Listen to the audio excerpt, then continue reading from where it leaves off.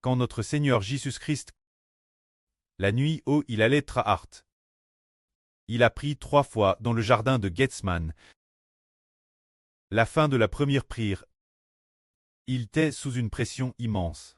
Ses gouttes de sueur étaient comme des gouttes de neige, tombant goutte-goutte sur le sol, cause de la pression extrême sur son corps. Ses vêtements étaient probablement tout trempés, parce que la pression était grande, et la prière était ardente. Tout son corps était trempé. Ce moment tel, un ange est descendu du ciel, pour fortifier le Seigneur Christ. Alors le Seigneur est retourné vers les disciples, et a vu les disciples. Les disciples étaient tous endormis. Ils étaient tous endormis. Mais le Seigneur leur a dit, « Ne pouvez-vous pas rester avec moi, ne serait-ce qu'une heure? Vous devez rester vigilants, et prier avec ferveur, afin de ne pas tomber en tentation. Votre esprit est bien dispo, mais la chair est faible. » Mais le Seigneur a vu que ses disciples étaient déjà endormis. Alors le Seigneur leur a dit, « Vous devez veiller et prier, afin de ne pas tomber en tentation. » C'est-à-dire qu'il nous demande de veiller et de prier. Prier pour que dans notre esprit, nous soyons toujours dans le Seigneur, dans le pré-cleste. Comme avant-hier quand le frère Heber a été interrogé par plusieurs vagues de policiers. Lors de l'interrogatoire, Heber a prié ardemment plusieurs reprises. Une prière TRS ardente. Finalement, il n'est pas tombé dans le piège. Il ne les a laissés trouver aucun prétexte, bien qu'ils éprouvent toutes sortes de preuves. Mais finalement, ils sont restés sans voix. Au contraire, le frère Heber était comme un juge. Est venu comme un juge. Si vous me déclarez coupable, Dieu vous déclarera certainement coupable. Son ton était ferme. Ils ont eu très peur.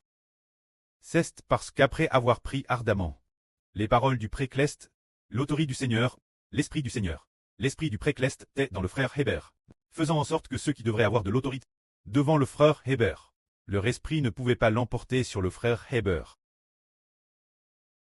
Pierre aussi parce que ce soir il n'avait pas pris ardemment.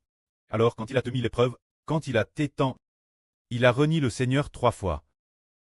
En fait, tous les disciples ont abandonné le Seigneur ce soir, mais c'est Pierre qui a rencontré la tentation. On lui a demandé 3 fois, « Toi aussi tu es un disciple de cet homme. » C'est parce que Pierre n'avait pas veillé et prié, que lorsqu'il a rencontré la tentation, quand il a rencontré l'épreuve, il a eu peur, et a renié le Seigneur une mais. C'est pourquoi le Seigneur a dit, « Vous devez prier avec ferveur, afin de ne pas tomber en tentation. » Alors, quand nous sommes mis l'épreuve, nous devons prier ardemment, rendre grâce continuellement, prier ardemment sans cesse. Pour demander quoi? Demander au précleste que lorsque nous répondons, nous témoignons courageusement pour Dieu et le Seigneur Christ. Témoigner pour le précleste Jéhovah. Prouver que Jéhovah est le seul vrai Dieu. Témoigner pour le Seigneur Jésus-Christ. Prouver qu'il est notre Rédempteur. Qu'il est venu dans le monde en tant qu'homme pour nous sauver. Témoigner pour la vraie. Prouver que ceux qui croient au christianisme prieront tous. Seuls ceux qui croient en Dieu, Jéhovah qui contre la vie humaine, le précleste et le Seigneur Jésus-Christ qui comble toutes choses, obtiendront la vie éternelle. Il faut témoigner avec courage. Ainsi, nous aurons le droit.